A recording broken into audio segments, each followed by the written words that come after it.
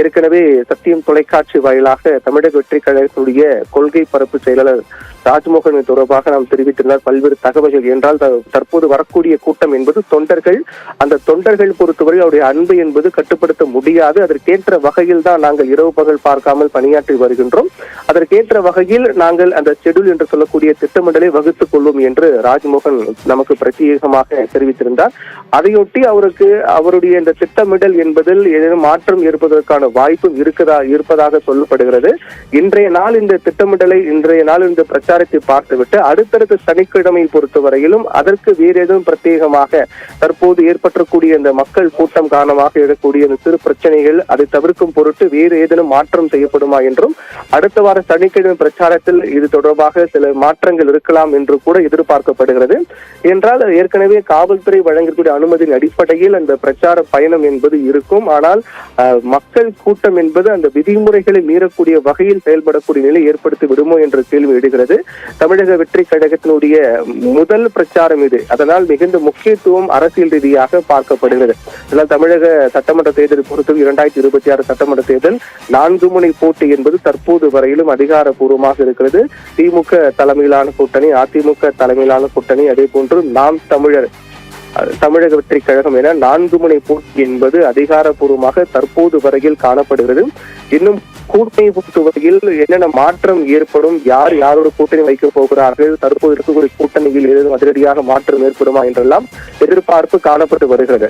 தமிழக வெற்றி கழகத்துடைய தலைவர் விஜயை பொறுத்தவரையில் எங்களோடு கூட்டணி வைப்பவர்களுக்கு ஆட்சியில் பங்கு, அதிகாரத்தில் பங்கு வழங்கும் என்று தெரிவித்திருந்தார். இதுவரை எந்த அரசியல் கட்சியும் முன்வைக்காத ஒரு மிகப்பெரிய ஒரு கூட்டணி அவர் முன்வைத்திருக்கூடிய காரணத்தால் அவர் அந்த கூட்டை தெரிவித்த பிறகு பல்வேறு கட்சிகளும் அவரோடு கூட்டணி வைப்பார்கள் என்று எதிர்பார்க்கப்பட்டது. ஆனால் இப்போது வரையிலும் விஜயின் மீதும் தமிழக வெற்றி கழகத்தின் மீதும் ஒரு நம்பிக்கை ஏற்படவில்லையோ என்ற கேள்வி எழக்கூடிய வகையில் தற்போது வரை விஜய் தொடர்ச்சியாக அறிவித்து வந்தாலும் கூட எங்களோடு கூட்டணி வைப்பவர்களுக்கு ஆட்சியிலும் பங்கு, அதிகாரத்திலும் பங்கு என்று அவருக்கு தெரிவித்து வந்தாலும் கூட அதை ஏற்றுக்கொண்டு எந்த ஒரு கட்சியும் அவரோடு கூட்டணி வைக்க தற்போது வரையில் முன்வரவில்லை. ஏனென்றால் குறிப்பாக சொல்ல வேண்டும் என்றால் காங்கிரஸ் மற்றும் விடுதலை சிறுத்தைகள் உள்ளிட்ட பல்வேறு, தேமுதிக உள்ளிட்ட பல்வேறு கட்சிகளை பொறுத்தவரையில் அவர்கள் ஆட்சியில் பங்கு, அதிகாரத்தில் பங்கு என்பது வரவேற்கத்தக்கது, நிச்சயமாக அது தேவையான ஒன்று என்றெல்லாம் தெரிவித்து வருகிறார்கள்.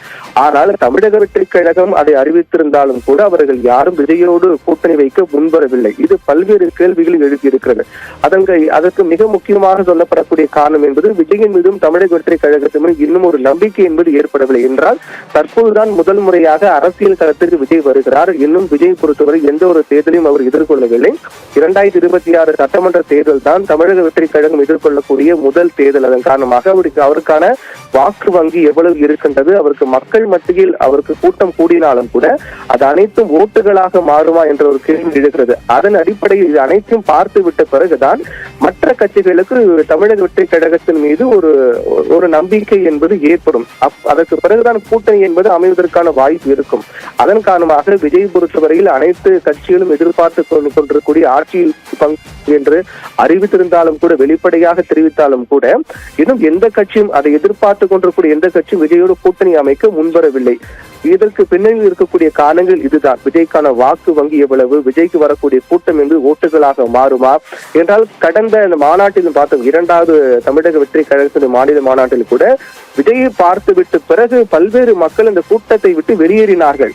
நாங்கள் விஜயை தான் பார்க்க வந்தோம், பார்த்து விட்டும் செல்கின்றோம் என்றெல்லாம் சொன்னார்கள். அப்படி என்றால் விஜய் பார்ப்பதற்காக வந்த கூட்டம் தானா? விஜய் என்ன பேச போகின்றார், அந்த மாநாட்டில் என்ன தீர்மானங்கள் கொண்டு வர போகிறார்கள், அந்த மாநாட்டில் என்னென்ன முடிவு எடுக்க போகிறார்கள் என்றெல்லாம் எதை பற்றியுமே தெரிந்து கொள்ள ஆசைப்படாமல் விஜயின் முகத்தை பார்க்க வந்தும் விஜயை பார்த்து விட்டு நாங்கள் செல்கின்றோம் என்று சொன்னார்கள். அப்படி என்றால் அப்படி விஜயுடைய முகத்தை பார்ப்பதற்காக வருகிறவர்கள் எல்லாம் விஜய் ஓட்டு போடுவார்களா என்ற கேள்வி எல்லாம் கூட எழுந்தது. இப்படிப்பட்ட இருக்கக்கூடிய சூழ்நிலையில் கூட்டங்கள் அனைத்தும் ஓட்டுகளாக மாறுமா என்பது தொடர்ந்து வரக்கூடிய கேள்விதான். இதற்கு முன்பதற்கு பல உதாரணங்கள் இருக்கின்றது. 2006ஆம் ஆண்டு தேமுதிக விஜயகாந்த் பொறுத்தவரையில் மிகப்பெரிய மாநாடு ஒன்றை நடத்தினார். 2005, 2006 காலகட்டத்தில் அப்போது கிட்டத்தட்ட 10 லட்சத்துக்கு மேற்பட்ட மக்கள் கூடினார்கள். விஜயகாந்த் தமிழக அரசில் ஒரு மிகப்பெரிய தாக்கத்தை ஏற்படுத்தினார்.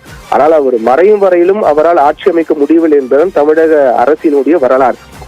தமிழ்நாட்டை மட்டுமல்லாம், தமிழ்நாட்டை பொறுத்தவரை பல்வேறு நடிகர்கள் அரசியலுக்கு வந்து தோற்று போயிருக்கிறார்கள்.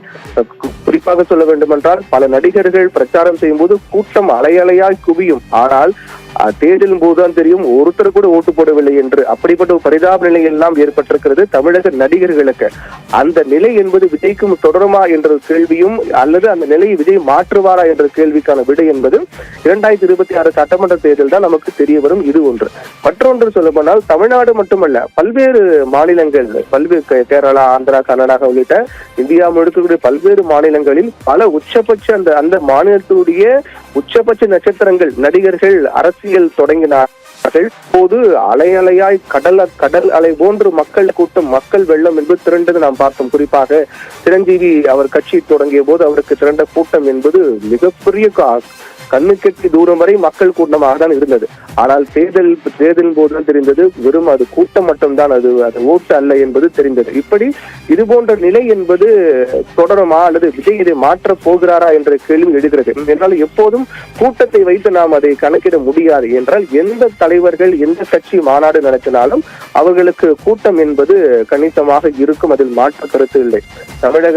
தமிழகத்தை பொறுத்தவரையில், தமிழக அரசியலை பொறுத்தவரையில் நம்பர் 1 முதல் கடைசி இடத்தில் வரை இருக்கின்ற நபர்கள் யாரு மாநாடு நடத்தினாலும் கூட்டம் என்பது அலையலையாய் கூடும். ஆனால் ஓட்டாக மாறுமா என்பதுதான் மிகப்பெரிய கேள்வி.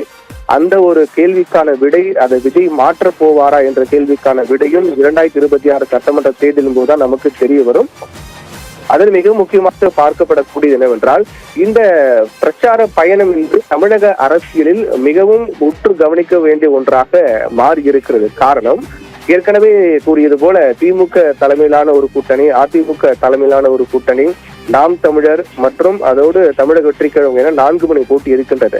தமிழக வெற்றி கழகத்தை பொறுத்தவரையிலும் இந்த ஏற்கனவே எந்த ஒரு கட்சி விஜயோடு கூட்டணி அமைக்க முன்வரவில்லை. அப்படி இருக்கக்கூடிய சூழ்நிலையில் இந்த பிரச்சார பயணம் என்பது மற்ற கட்சிகள் கூட்டணி அமைப்பதற்கு ஏதுவான சூழலை உருவாக்குமா என்ற ஒரு கேள்வி எழுகிறது. அதன் அடிப்படையில் பார்க்கும்போது விஜயனுடைய இந்த பிரச்சார பயணம் என்பது முக்கியத்துவம் வாய்ந்த ஒன்றாக தான் பார்க்கப்படுகிறது.